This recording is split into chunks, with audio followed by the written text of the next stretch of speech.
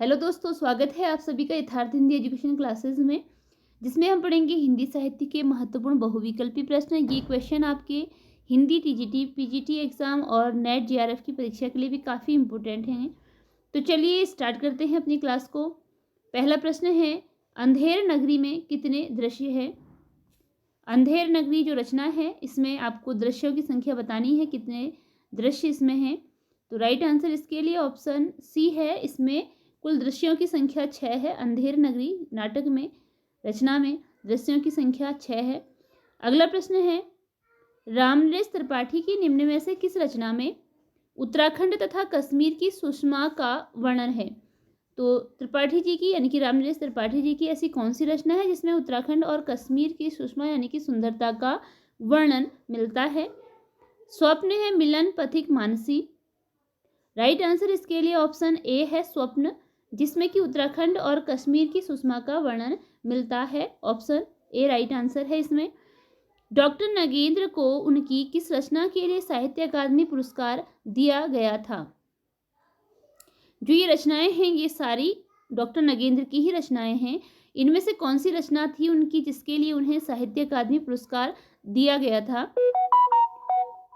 इसके लिए right answer है ऑप्शन डी, रस सिद्धांत। डॉक्टर नगेंद्र की रचना रस सिद्धांत था, जिसके लिए उन्हें साहित्य अकादमी पुरस्कार दिया गया था।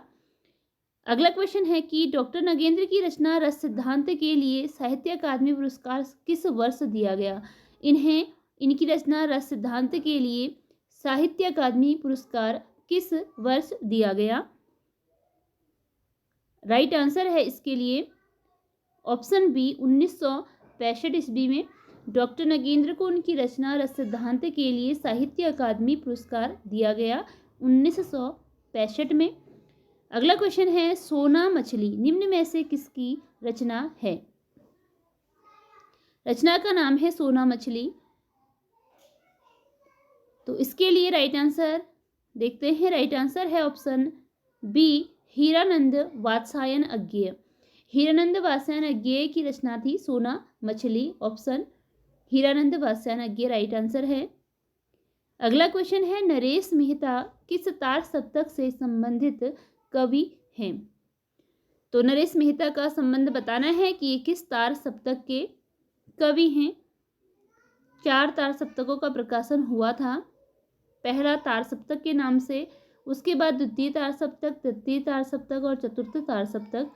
इनमें से किस तार सप्तक के कवि हैं नरेश मेहता? राइट आंसर है इसके लिए ऑप्शन बी, द्वितीय तार सप्तक के कवि हैं Naresh Mehta. Option B right answer है, द्वितीय तार सप्तक। अगला क्वेश्चन है कि प्रयोगवाद को बैठे ठाले का धंधा किसने कहा है? प्रयोगवाद को बैठे ठाले का धंधा किसने कहा है? इसके लिए राइट आंसर है ऑप्शन ए, नंद दुलारे बाजपेयी। नंद दुलारे बाजपेयी ने प्रयोगवाद को बैठे ठाले का धंधा कहा है। अगला प्रश्न है, यूं मैं कवि हूँ, आधुनिक हूँ, नया हूँ, काव्य तत्व की खोज में कहाँ नहीं गया हूँ, पंक्ति किसके द्वारा लिखी गई है? इन पंक्तियों के लेखक बताने हैं आपको। यूं मैं कवि हूँ, आधुनिक हूँ, नया हूँ, काव्य तत्व की खोज में कहाँ नहीं गया हूँ। तो इसके लिए राइट आंसर देखते हैं और राइट आंसर है ऑप्शन बी, हीरानंद वात्स्यायन अज्ञेय के द्वारा यह पंक्ति लिखी गई है। हीरानंद वात्स्यायन अज्ञेय। अगला प्रश्न है, कल कल कोमल कुसुम कुंज पर मधुकण बरसते तुम कौन, पंक्ति में कौन सा अलंकार है? कल कल कोमल कुसुम कुंज पर मधुकण बरसते तुम कौन, इस पंक्ति में कौन सा अलंकार है? इसके लिए राइट आंसर है अनुप्रास अलंकार। इसमें अलंकार है अनुप्रास अलंकार। अगला क्वेश्चन है, आजीवन में कौन सा समास है? यहाँ आपको समास बताना है कि जो आजीवन है इसमें कौन सा समास है।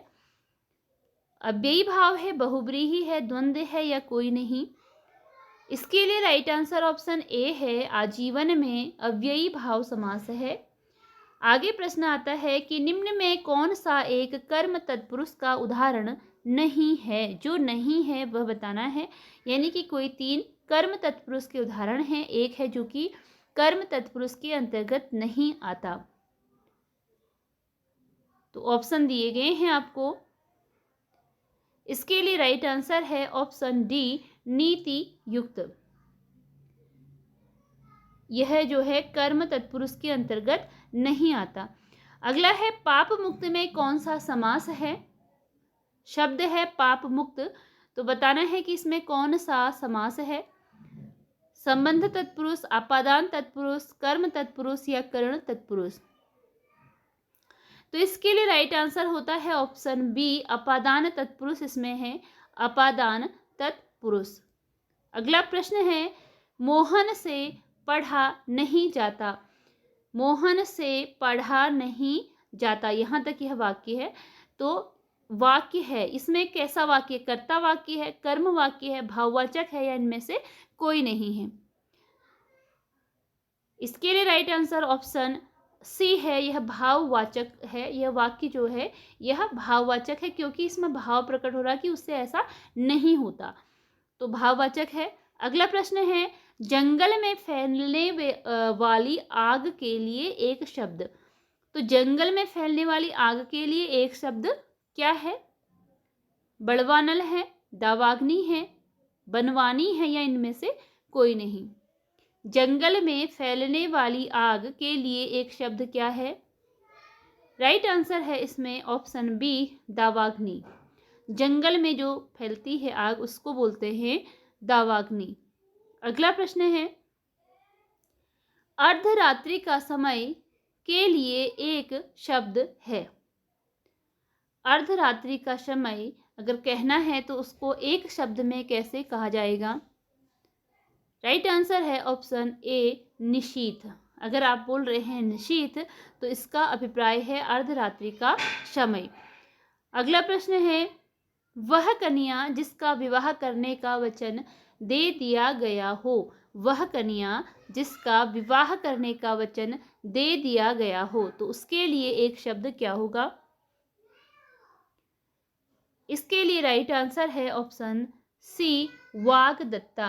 वह कन्या जिसका विवाह करने का वचन दे दिया गया हो, तो उसके लिए राइट आंसर है वाग्दत्ता। वाग्दत्ता यानी कि जिसका विवाह करने का वचन दे दिया गया हो। मार्ग में खाने के लिए, भोजन के लिए एक शब्द। यानी कि मार्ग में खाने के लिए जो भोजन होता है उसे एक शब्द में क्या कहेंगे? इसके लिए राइट आंसर है ऑप्शन ए, पाथेय। मार्ग में खाने के लिए, भोजन के लिए एक शब्द है पाथेय। अगला प्रश्न है, आयश, आयस युग्म शब्द का अर्थ है। देखिए ये युग्म शब्द हैं, दोनों ही आयश है, यानी कि इसका ये आयश है, ये आयस है। तो केवल स का ही इसमें हमें अंतर दिख रहा है, केवल स का इसमें अंतर है। तो युग्म शब्द है, इसका अर्थ बताना है क्या होगा। ऑप्शन दिए गए हैं आपको इसके लिए, देखते हैं इसका राइट आंसर क्या है। राइट आंसर है ऑप्शन बी, बदनामी और लोहा। यानी कि जो आयश होता है, आयश यह बदनामी होता है, और जो आयस है यह होता है लोहा। अगला है, उत्पल, उपल शब्द युग्म का अर्थ है। उत्पल और उपल दो शब्द हैं, इनका अर्थ बताना है क्या होगा। तो इसके लिए राइट आंसर है ऑप्शन सी, ए और बी दोनों ही इसमें राइट आंसर है। यानी कि उत्पल का जो अर्थ है वह कमल होता है, और उपल का अर्थ पत्थर भी होता है, और उपल का अर्थ ओले भी होता है। क्योंकि ओले जो होते हैं वो कठोर होते हैं, तो इसीलिए उसे पत्थर, तो उसे उपल भी कहा गया है और पत्थर भी। ठीक है, तो उत्पल का अर्थ कमल भी होता है, और उपल का अर्थ पत्थर और ओले दोनों ही होता है। अगला प्रश्न है, तरणी, तरणी शब्द युग्म का अर्थ है। एक है तरणी और दूसरा है तरणी।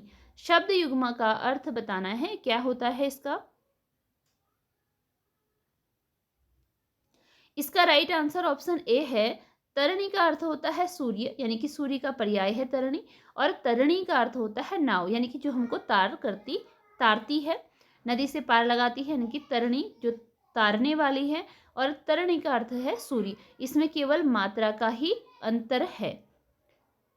अगला प्रश्न है, वह अमीर है फिर भी सुखी नहीं है, यह वाक्य का कौन सा प्रकार है? वह अमीर है फिर भी सुखी नहीं है, यह वाक्य का कौन सा प्रकार है? सरल वाक्य है, मिश्र वाक्य है, संयुक्त वाक्य है, या इनमें से कोई नहीं? तो इसके लिए राइट आंसर ऑप्शन सी है, यह एक संयुक्त वाक्य है। वह अमीर है फिर भी सुखी नहीं है, यह संयुक्त वाक्य है। अगला प्रश्न है, व्याकरणिक नियमों में बढ़कर जब शब्द वाक्य में प्रयुक्त हो जाता है, यहाँ पर पढ़कर होगा, ये है व्याकरणिक नियमों में पढ़कर जब शब्द वाक्य में प्रयुक्त हो जाता है तब वह क्या कहलाता है? अगर व्याकरण नियमों के आधार पर जब शब्द को वाक्य में प्रयोग किया जाता है तो उसे फिर हम क्या कहेंगे? इसके लिए राइट आंसर ऑप्शन सी है, तब वह कहलाता है पद। तब वह कहलाता है पद। जैसे आपने बोला राम या बोला किताब, जब हम केवल राम अलग लिख रहे हैं, किताब अलग लिख रहे हैं, तो यह शब्द कहलाता है। लेकिन जब हम इसे ऐसे बोलेंगे कि राम किताब पढ़ता है, तो यह वाक्य बन गया है एक, राम किताब पढ़ता है। अब हम इसे शब्द नहीं कह के इसे हम बोलते हैं पद। ठीक है, अब यह क्या कहलाता है? पद। लेकिन जब आपको केवल राम कॉमा किताब कॉमा मेज ऐसा लिखा होता है तब यह शब्द कहलाते हैं। लेकिन जब आपके व्याकरणिक नियमों में पढ़ने का अभिप्राय यह है कि व्याकरण के नियमों के आधार पर जब वह सही अर्थ प्रस्तुत करता है तब उसे पद कहा जाता है।